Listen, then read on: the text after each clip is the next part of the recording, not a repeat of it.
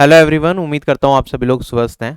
SSC CHSL 2019 का final result out हो गया था। तो उसके रिजल्ट आने के बाद हमने एक छोटा सा एनालिसिस भी किया था, जिसमें देखा था किस किस रीजन से लगभग कितने कितने लोग सिलेक्ट होते हैं और कंपटीशन का लेवल कैसा रहता है, किस कैटेगरी से कितने लोगों का सिलेक्शन होता है। एक रफ आइडिया आपको लग गया होगा।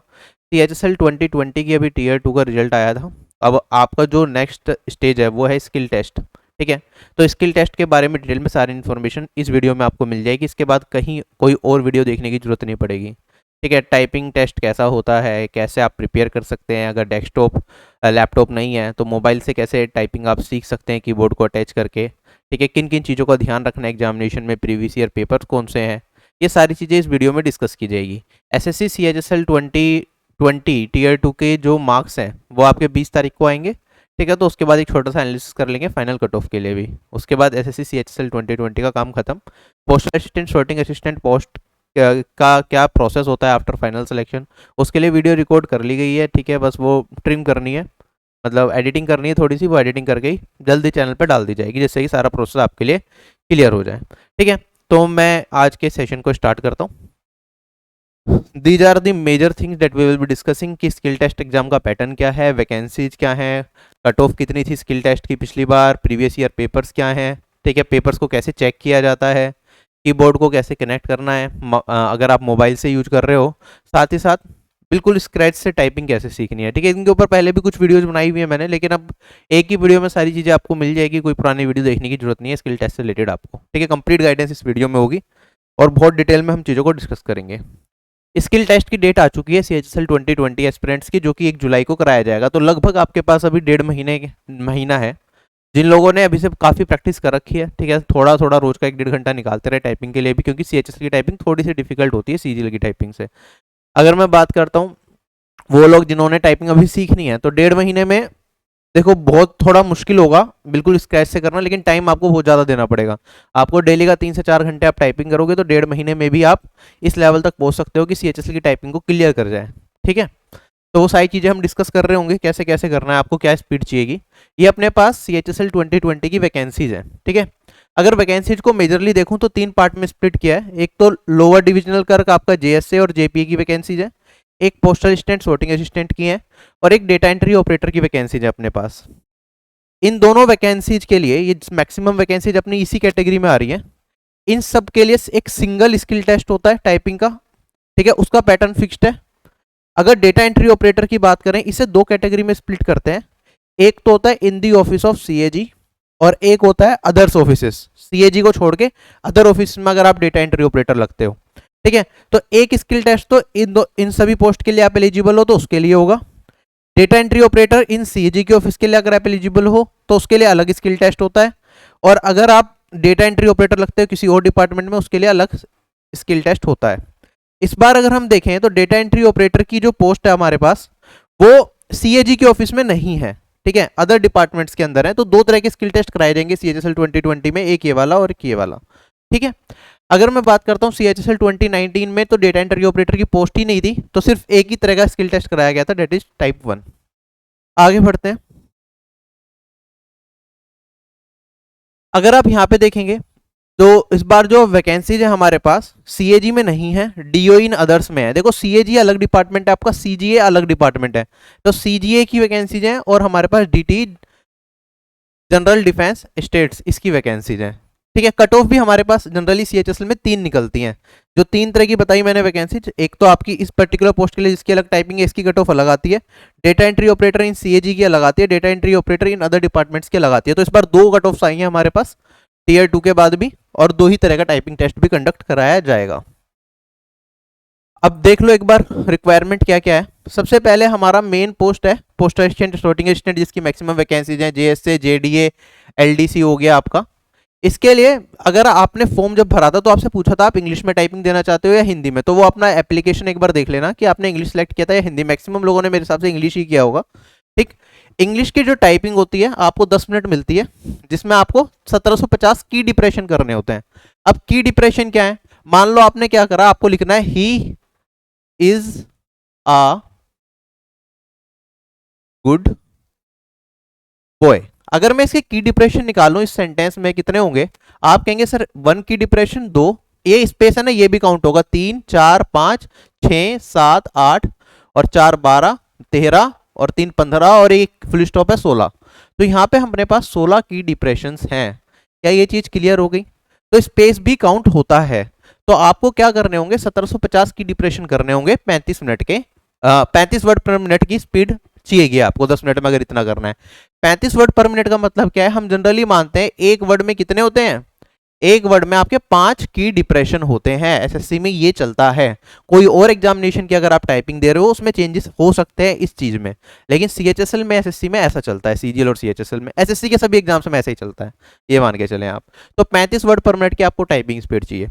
जब आप एग्जामिनेशन सेंटर में एग्जाम दे रहे होंगे, ठीक है, तो 10 मिनट का टाइम है, 10 मिनट में बहुत सारी अजीबो गरीब चीजें आपके साथ हो रही होंगी। जैसे घर पे आप टाइपिंग सीख रहे हैं तो आप शांत माहौल में टाइपिंग कर रहे होते हैं, वहां पे जब इतने सारे लोग एक साथ टाइपिंग करेंगे, घट घट घट घट टाइपिंग की आवाज आएगी, कॉन्फिडेंस डाउन हो जाएगा उसमें, या फिर डिस्ट्रैक्शन बहुत ज़्यादा हो जाएगी।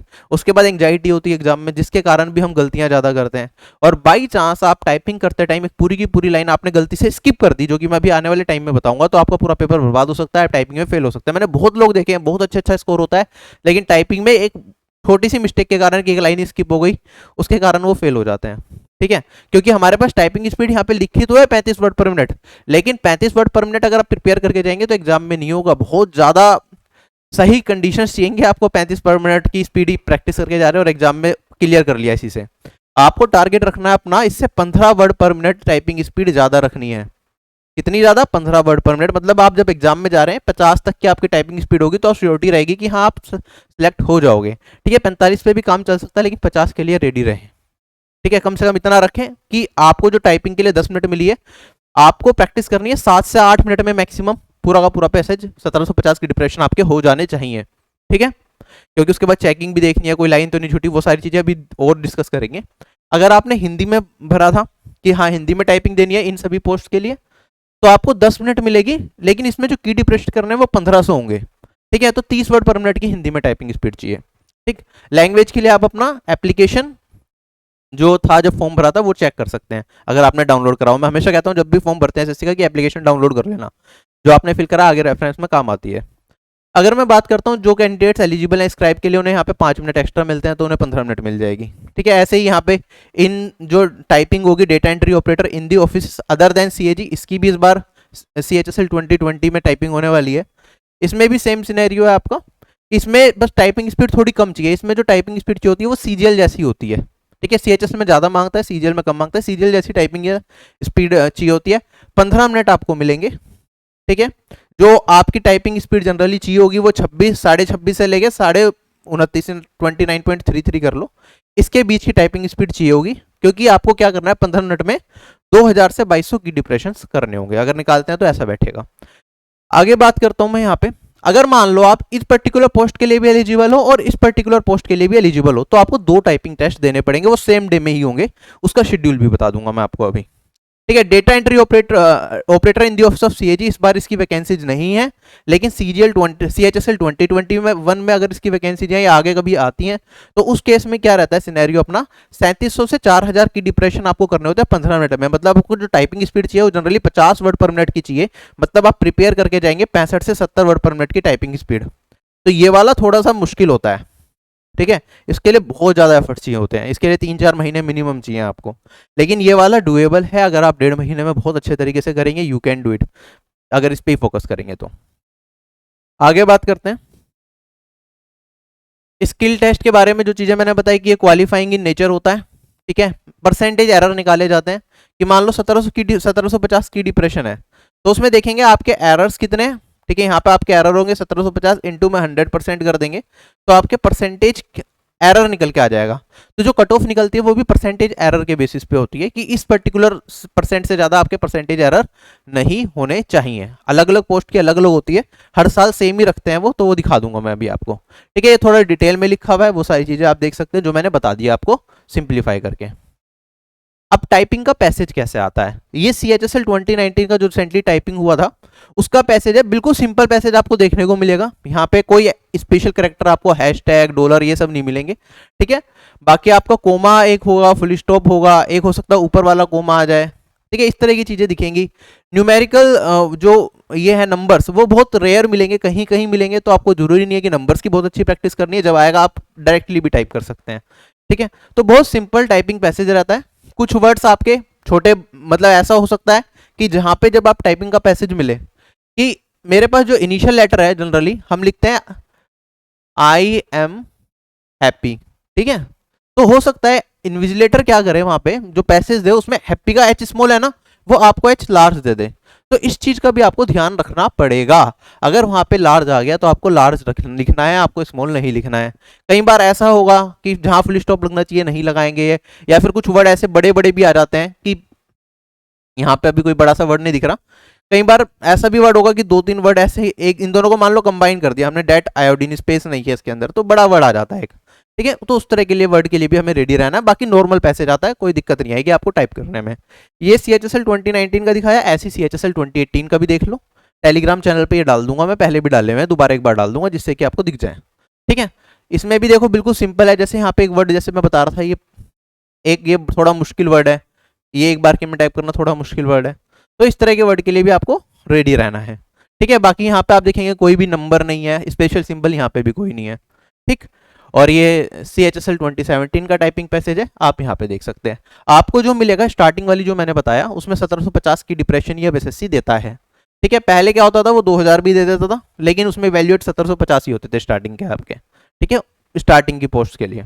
ठीक, तो ये CHSL 2017 का है। पहले थोड़ी दिक्कतें ज़्यादा थी, पहले क्या होता था, हार्ड कॉपी देते थे आपको। ठीक है, उसमें देख के आपको टाइप करना होता था, लेकिन अब पैटर्न चेंज हो गया। अब क्या करते हैं जनरली, जैसे ये आपकी कंप्यूटर स्क्रीन है, तो इतना पोर्शन होता है, यहाँ पे आपका पैसेज आ रहा होता है, यहाँ पे एक स्क्रॉल बार होता है। ठीक है, जैसे जैसे आप टाइप करते रहते हैं, और एक आपका पैसेज यहाँ पे आप टाइप कर रहे होते हैं, यहाँ पे कंटेंट आता रहता है। ठीक है, तो यहाँ पे स्क्रॉलिंग का भी कई बार फंक्शन यूज करना पड़ता है अपने को। बाकी कीबोर्ड की सारी कीज आपकी वर्किंग होती है, बैक स्पेस एरो की सब कुछ चलेगा आराम से। ठीक है, तो आप आराम से कीबोर्ड से टाइप कर सकते हैं, कितनी बार भी बैक स्पेस दबा सकते हैं। ऐसा नहीं है एक वर्ड आपने गलत लिख दिया तो उसे सही नहीं कर सकते, उसे सही कर सकते हैं। लास्ट में जो आपका फाइनल होगा 10 मिनट के बाद जो आपने लिखा होगा वो इवेल्युएट किया जाएगा। क्या ये पार्ट क्लियर हो गया? ठीक है, तो थोड़ा छोटा स्पेस होता है, इसमें गलती ये होती है कई बार एक लाइन स्किप हो गई ना तो प्रॉब्लम हो जाती है आपका, फिर सिलेक्शन से आप हट जाते हो सारी तैयारी करने के बाद भी। अब ये CHSL 2018 जो हुआ था उसका दिखा रहा हूँ मैं। ठीक है, जो जनरली इंग्लिश में जिसने टाइपिंग करनी है उसका कैसे होता है, normal postal assistant, sorting assistant, या जो ऊपर ऊपर की जो मैंने मेन पोस्ट बताई जिसमें 10 मिनट आपको टाइपिंग के लिए मिलती है, टाइपिंग टेस्ट जो एक्चुअल होता है उसमें। ठीक, होगा क्या, सबसे पहले आप एंट्री करोगे, 10 मिनट का आपको मॉक टेस्ट देंगे। मॉक मतलब आप अपना हाथ वाथ सेट कर लें कीबोर्ड पे, चेक कर लें कीबोर्ड सही चल रहा है या नहीं चल रहा। ठीक है, माउस सही चल रहा है या नहीं चल रहा है, ये सारी चीज़ें आपको वेरीफाई कर लेंगे इसमें 10 मिनट के अंदर। कुछ भी दिक्कत है साथ साथ चेंज करवा लो। ठीक है, वरना बाद में दिक्कत हो जाती है, इसमें लापरवाही नहीं करनी, इसका कोई चेक नहीं होगा या कुछ नहीं होना, ये सिर्फ मॉक है एक तरीके का। फिर 3 मिनट का आपको थोड़ा सा रेस्ट देंगे,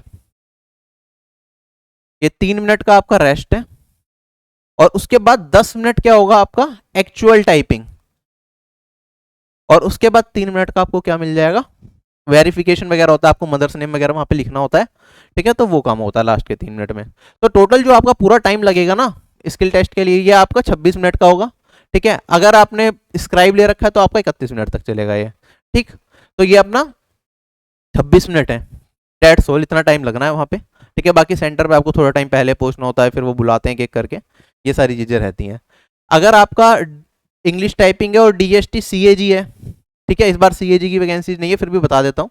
10 मिनट का मॉक हो गया आपका ये, फिर 3 मिनट का ब्रेक, फिर आपका 10 मिनट का actual typing for postal assistant, sorting assistant, other post के लिए। क्योंकि अगर आप CAG की कट ऑफ को क्वालिफाई कर रहे हैं, जिसकी जनरली ज़्यादा ही जाती है नॉर्मल बाकी वैकेंसी से, क्योंकि वो वैकेंसी जो है, जो बंदा CAG की पोस्ट के लिए एलिजिबल होता है वो उन सभी पोस्ट के लिए भी एलिजिबल होता है, और वो वैकेंसी मैक्सिमम आपकी पोस्टल असिस्टेंट, शॉर्टिंग असिस्टेंट और बाकी LDC वगैरह की होती हैं, तो उसकी कट ऑफ इसलिए कम भी जाती है CAG से, डेटा एंट्री ऑपरेटर की।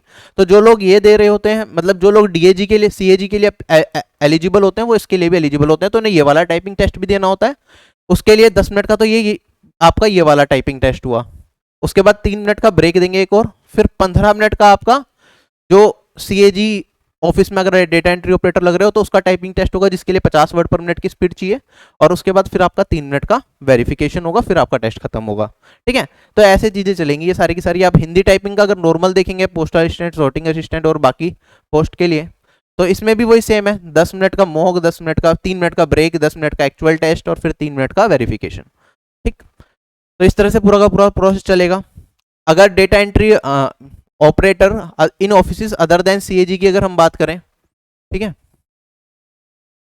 मैक्सिमम 3 हो सकते हैं आपके, अगर आप सारी पोस्ट के लिए एलिजिबल हो, data normal post, data entry operator, CAG और अदर्स। तो इस तरीके से चलेगा कि पहले 10 मिनट का मॉक, 10 मिनट का एक्चुअल टाइपिंग, फिर 15 मिनट का आपका in office other than CAG और फिर 15 मिनट का आपका इन ऑफिस फॉर सीएजी। ठीक है, ऑर्डर चेंज हो सकता है।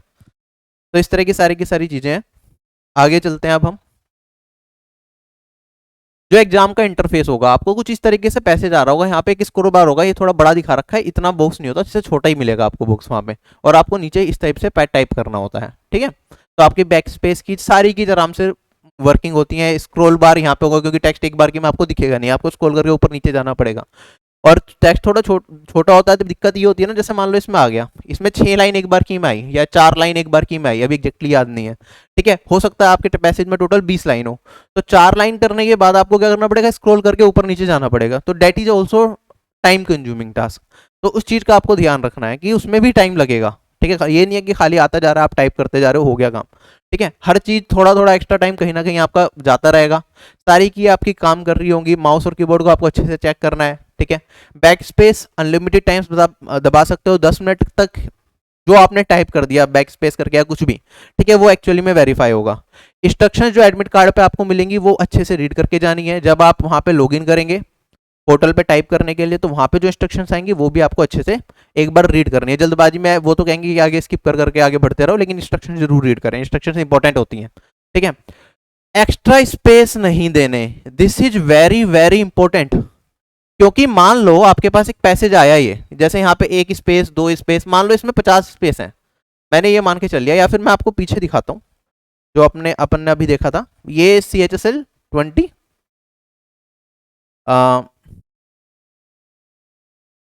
CHSL 2018 का स्किल टेस्ट। आप देखेंगे यहाँ पे स्पेसिस कितने हैं, 301। 301 स्पेसिस अगर है ना, तो 301 स्पेसिस ही आप वहां पे लगा सकते हैं। स्पेसिस आप 301 से ज्यादा, मान लो आपने क्या करा, यहाँ पे बट से पहले 1 स्पेस है, अगर आपने बट से पहले 2 स्पेस लगा दिए तो आपका 1 स्पेस कम हो जाएगा। और जब आप लिख रहे होगे ना, यहाँ पे योवर तक लिख पाओगे आप, क्योंकि यहाँ पे जो 301 स्पेसिस है आपके योवर तक खत्म हो जाएंगे, आपने 1 स्पेस एक्स्ट्रा लगा दिया, तो योवर के बाद आपका कीबोर्ड काम करना बंद हो जाएगा। आप इसके आगे टाइप नहीं कर सकते, पीछे तो आप चेंजेस करना चाहो कर सकते हो, लेकिन यहाँ पे टाइप नहीं कर पाओगे। तो ये एक अच्छा फीचर भी है, क्योंकि अगर आपके पास स्पेसिस अवेलेबल है, ठीक है, तो इसका मतलब आपने कुछ ना कुछ लाइन स्किप करी है, तो आप फटाफट से पीछे जाओगे, देखोगे कौन से वर्ड स्किप हो गया, कौन सी लाइन स्किप हो गई। ठीक है, और अगर आपके पास यहाँ पे स्पेसिस प्रॉपर है, आपने बॉडी पे खत्म करा और उसके बाद आपका आगे कीबोर्ड से टाइप नहीं कर पा रहे, इसका मतलब ये हो गया कि आपने सब कुछ स्पेस वगैरह सही लिखे हैं, आपने लाइन सारी की सारी प्रॉपर लिखी है। कई बार क्या होता है एग्जाम के अंदर, हम क्या करते हैं, एक लाइन है, जैसे मान लो ये वाली लाइन है, ठीक है, टाइप करते करते मैंने ये वाली लाइन दोबारा रिपीट कर दी, एक ही लाइन को 2 बार लिख दिया वहां पे। अब होगा क्या, जब आप टाइप कर रहे होगे ना वहां पे, स्ट्रेस से मान लो आप पहुंचे, क्योंकि एक लाइन आपने एक्स्ट्रा लिख दी, तो यहाँ पे एक्स्ट्रा स्पेसिस लगा दिया आपने। अब इन एक्स्ट्रा स्पेसिस की वजह से क्या होगा, आप स्ट्रेस तक लिखोगे, उसके बाद आप टाइप ही नहीं कर पाओगे। तो आपको ये आइडिया लग जाएगा कि अगर आप टाइप नहीं कर पा रहे और आपका कंटेंट यहाँ पे बचा हुआ है, इसका मतलब आपने एक्स्ट्रा स्पेसिस दिया, हो सकता है आपने एक लाइन रिपीट कर दी। तो फटाफट से पीछे जाके वो लाइन को हटाना है और फिर आगे जाके आपको वो रिमेनिंग पार्ट लिखना है। तो ये एक अच्छा फीचर भी है, मतलब एक तरीके से जिन लोगों का कई बार लाइन रिपीट हो जाती थी, पता नहीं चलता था, इस तरीके से आप लाइन को पता कर सकते हो कि आपने सब कुछ लिखा है नहीं लिखा। मान लो लास्ट के बाद भी आपकी स्पेस का काम कर रहा है यहाँ पे भी, इसका मतलब हो सकता है आपने एक लाइन स्किप कर दिया, फिर एक वर्ड स्किप कर दिया। तो ये वेरिफिकेशन के लिए भी आपके लिए यूजफुल फीचर है। ठीक है, तो इस चीज का ध्यान रखेंगे, एक्स्ट्रा स्पेसेस नहीं देंगे।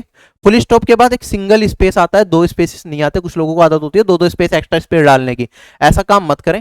अगर मान लो यहाँ पे बॉय के बाद मेरे पास क्या है, फुल स्टॉप है, तो बॉय के बाद जब फुल स्टॉप आएगा यहाँ पे स्पेस नहीं आएगा, फुल स्टॉप के बाद एक स्पेस आएगा, फिर आगे कुछ लिखना होगा तो आप ऐसे लिखेंगे। ठीक है, ऐसे ही कोमा के साथ होता है, मान लो बॉय के बाद हमने लगाया कोमा, तो यहाँ पे कोई स्पेस नहीं है, फिर एक स्पेस आएगा, फिर आप यहाँ पे नेक्स्ट वर्ड लिखेंगे। ये छोटी छोटी सी चीजें हैं, हो सकता है आपको लग रहा हो सर क्या बता रही हो, तो बचपन में हमने सबको पता है, लेकिन लोग गलतियां करती हैं। पहले जब हार्ड कॉपी से लिखना होता था, लोग फुल स्टॉप के बाद 2-2 स्पेस लगा के आते थे और पूरा स्किल टेस्ट खराब हो जाता था उनका, गलत इंस्ट्रक्शंस पढ़ते थे, गलत जगह से चीजें देखते थे, और बाद में फिर कहते थे सर सिलेक्शन रुक गया, मार्क्स तो मेरे पूरे आए थे। ठीक है, ड्रीम जॉब मिलती लेकिन स्किल टेस्ट में फेल हो गया।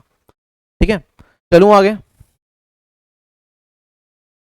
आई होप ये सारी की सारी चीजें क्लियर हैं आपकी। ठीक है, अगर मैं बात करता हूँ यहाँ पे जो आपकी कट ऑफ जाती है CHSL 20 टाइपिंग 2018 में जो टाइपिंग हुई थी उसकी कट ऑफ आप देख लें, ठीक है।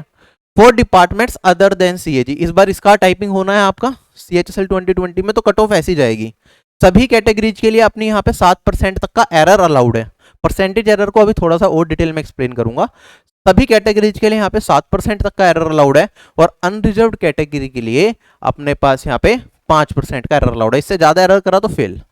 अगर मैं बात करता हूँ फॉर DST इन CAG, जिसकी इस बार वैकेंसीज नहीं है, इसमें भी सेम है, सभी कैटेगरीज के लिए 7% का एरर और अनरिजर्व कैटेगरी के लिए 5% का एरर। जो मैक्सिमम पोस्ट के लिए हमारे पास वो है, क्या कहते हैं, मैक्सिमम वैकेंसी जिसकी है, ठीक है, जिसके लिए सारे लोग दे रहे होंगे, इसमें परसेंटेज एरर ज्यादा अलाउड है। यहाँ पे क्या है, 10% तक का एरर अलाउड है सभी कैटेगरीज के लिए, और अनरिजर्व कैटेगरी के लिए 7% का। लेकिन अगर आपने एक लाइन स्किप कर दी या कुछ छूट गया आपका पैसेज, मान लो पैसेज हमारा इतना था, ठीक है, यहाँ तक लाइनें जा रही थी और आपकी लास्ट की 2 लाइन आप टाइप नहीं कर पाए। क्यों टाइप नहीं कर पाए? क्योंकि आपके पास टाइम खत्म हो गया, तो उस पर्टिकुलर केस में आप फेल हो जाते हो। ठीक है, तो टाइपिंग स्पीड अपनी अच्छी रखनी है, 15 वर्ड पर मिनट एक्स्ट्रा लेके चलना है, अपने आप को रेडी रखना है उस चीज के लिए। कई बार गलती से एक लाइन स्किप हो गई तो बाद में टाइम होना चाहिए, हम लाइन पे वापस जाके करेक्ट कर पाए। कोई वर्ड गलत टाइप हो गया तो उसे भी पीछे जाके हमें करेक्ट करना होता है।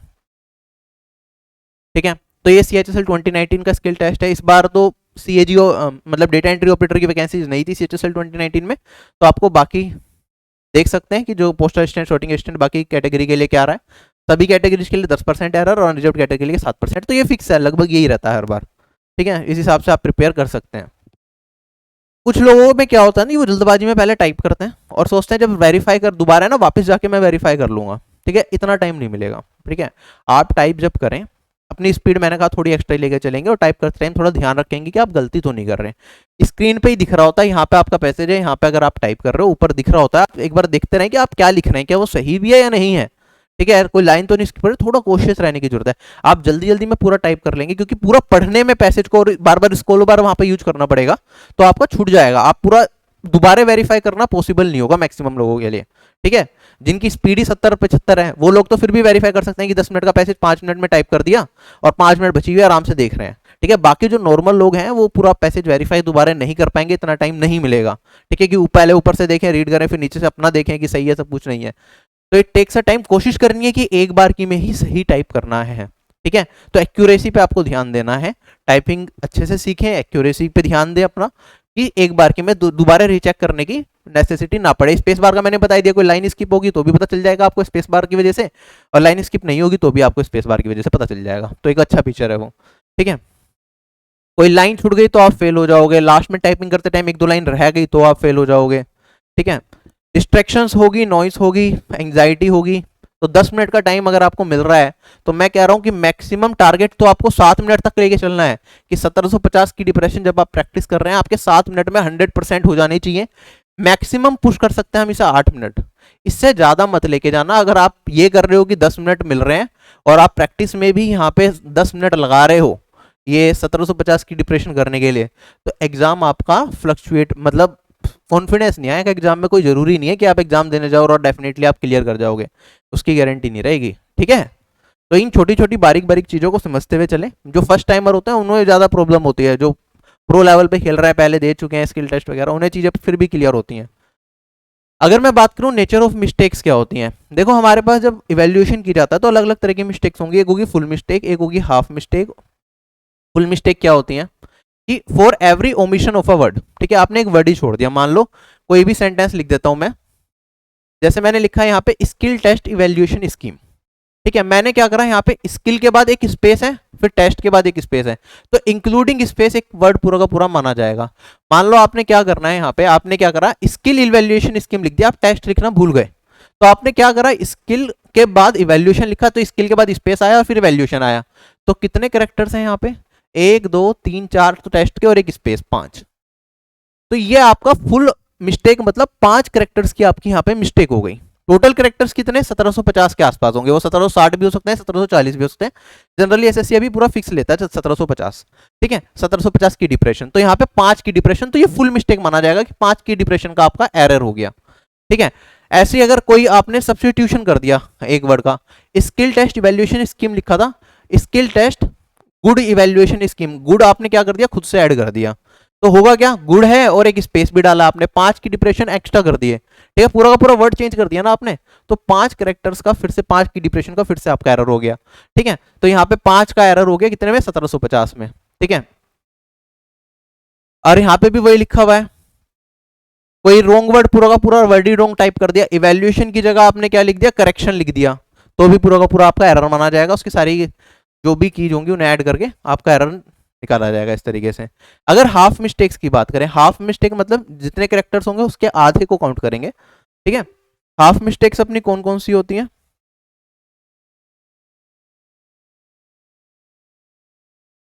स्पेसिंग एरर, ठीक है। जैसे यहाँ पे एग्जांपल भी दे रखा है, होप आई हैव, ठीक है। अब यहाँ पे क्या कर दिया किसने, आई हैव लिखना था ना, तो हैव के आगे यहाँ पे कुछ दो चीजें डाल दी या कुछ और ऐड कर दिया, या हो आई होप लिखना है तो इन्होंने क्या करा, यहाँ पे स्पेस देना था आई और होप के बीच में, लेकिन ये एक साथ लिख दिया, तो ये क्या माना जाएगा, ये आपकी हाफ मिस्टेक मानी जाएगी। अब हाफ मिस्टेक कितने पे मानी जाएगी, आप देखें अगर मैं आई होप को लिखता हूं, ये एग्जैक्टली क्लियर नहीं है, लगभग ऐसा ही होता है मेरे हिसाब से, कि आई के बाद एक स्पेस है, होप के बाद भी एक स्पेस होगा, कितने करेक्टर्स हो गए अपने, 1 2 3 4 5 6 7, 7 करेक्टर्स हो गए। हाफ मिस्टेक का मतलब हाफ एरर बनेगा, तो 7/2 इतना आपका एरर हो गया, इतने की स्ट्रोक्स का एरर माना जाएगा। क्लियर होगी ये चीज। अच्छा, इसका ये स्पेस भी हटा सकते हैं क्योंकि लास्ट में तो आप आई होप के बाद तो स्पेस दे रहे हो, तो मेरे ख्याल से ये 4 और 2 6, 6/2 मतलब 3 का एरर माना जाएगा, लगभग ऐसा कुछ होगा। देखो बिल्कुल डिटेल में तो मैं भी नहीं गया, लेकिन ऐसे ही वैल्यूएशन किया जाता है कि एरर कितने निकाले गए हैं, ठीक है। ऐसे ही आप यहाँ पे देखोगे, रॉन्ग कैपिटलाइजेशन अगर आपने कर दिया या फिर कुछ मिसिंग कर दिया आपने, रॉन्ग कैपिटलाइजेशन में क्या है, मान लो आपको लिखना है GOD गोड, ठीक है, गोड स्पेस, फिर अगला कुछ करेक्टर आएगा, आपने लिख दिया स्मॉल GOD, तो यहाँ पे क्या हो गया, ये हाफ एरर कैलकुलेट किया जाएगा, तो मतलब 4 करेक्टर्स है ना, तो आपके 2 करेक्टर्स का यहाँ पे लॉस वो एरर होगा। अच्छा, अब यहाँ पे जैसे स्पेलिंग है,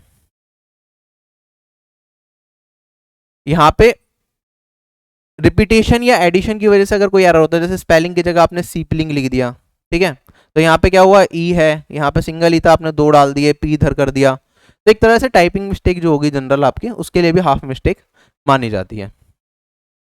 क्लियर हो गया। इस तरह से जो टोटल मिस्टेक्स होंगी आपके, टोटल की स्ट्रोक्स की mistakes divided by total characters into में 100% कर देंगे, तो आपका फाइनल परसेंटेज एरर निकल के आ जाएगा कि आपने परसेंटेज एरर कितना करा है, ठीक।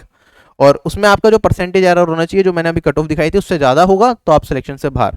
मान लो आपने एक लाइन छोड़ दी, अब फिर से वहीं पे आते हैं कि मैंने क्या करा है, यहाँ से लेके यहाँ तक, ये सच से लेके मैंने यहाँ तक की एक लाइन छोड़ दी। आप ध्यान दें यहाँ पे कितने की डिप्रेशन रहे होंगे, ठीक है। ऑन एवरेज अगर मैं मान लूँ, चलो 100 तो नहीं है, 70 मान लेता हूँ यहाँ पे, 70, ये पूरी की पूरी लाइन स्किप हो गई, 70 अपॉन में 1750 इंटू 100 करेंगे, आप परसेंटेज निकालेंगे, तो लगभग कितना हो जाएगा आपका, ये लगभग 4% का एरर हो गया, ठीक है। देख लेना, कैलकुलेशन ओरली कर रहा हूँ मैं, ठीक है।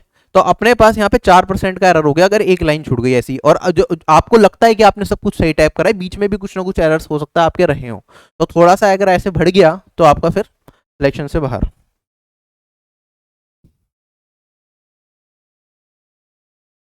बाकी पूरी तैयारी करने के लिए आप आरबी एप्लीकेशन ज्वाइन कर ही सकते हैं, एसएससी एग्जाम्स के मैथमेटिक्स सेक्शन की, और साथ ही साथ आप मैथ्स का कोई भी कोर्स लेते हैं तो आपको यहाँ पे 3 प्लान्स मिलते हैं, 3 मंथ्स, 6 मंथ्स, 12 मंथ्स।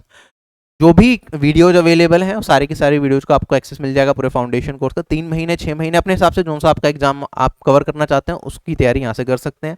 साथ ही साथ ये प्रोसेस दे रखा है एप्लीकेशन में, कैसे जाएंगे आप। इसके बाद जो हमारी पीडीएफ होती है, ये आप डेस्कटॉप वर्जन भी यूज कर सकते हैं, www.rblearning.com पे अगर आप जाएंगे तो वहाँ पे भी जाके वीडियोज को और पीडीएफ्स को आप देख सकते हैं। तो कुछ जैसे आईफोन यूजर्स होते हैं, अपनी एप्लीकेशन अभी एंड्रॉयड पे ही है, तो आईफोन यूजर्स यहाँ पे जाके देख सकते हैं लेक्चर्स को, या फिर अगर आपको मोबाइल में वीडियोस देखने में दिक्कत आती है तो वहाँ पे कर सकते हैं, सारे फिल्टर्स होते हैं। और जो मैथ्स का जो पीडीएफ कोर्स होता है, इन सभी एग्जाम्स की जीके इंग्लिश और रीजनिंग की टॉपिक वाइज पीडीएफ, इन एग्जाम्स की मैथ्स की भी टॉपिक वाइज पीडीएफ, वो सारा आपको इसके साथ फ्री मिलता है, जितनी भी पीडीएफ हम बनाते हैं टॉपिक वाइज, ठीक है। पीडीएफ को सेव करने के लिए आप ऐसे सेव करेंगे। अब मैं आगे बढ़ता हूँ, अब बारी आती है कि कैसे कीबोर्ड को कनेक्ट किया जाए मोबाइल में, ठीक है। 2 चीज़ें रह गई, मोबाइल में टाइपिंग कैसे सीखें और मोबाइल में कीबोर्ड को कनेक्ट करना, और पूरा बेसिक से अगर आपको टाइपिंग सीखनी है तो कौन से सॉफ्टवेयर का आप यूज कर सकते हैं, जो मैंने अपने टाइम पे भी यूज किया था। सबसे पहले तो कनेक्ट अगर आपको कीबोर्ड को करना है फोन से, या माउस को भी अगर कनेक्ट करना है, तो आपका फोन आप देखेंगे अभी स्मार्टफोन ही होगा मैक्सिमम लोगों के पास, वहां पे एक ओटीजी का ऑप्शन होता है।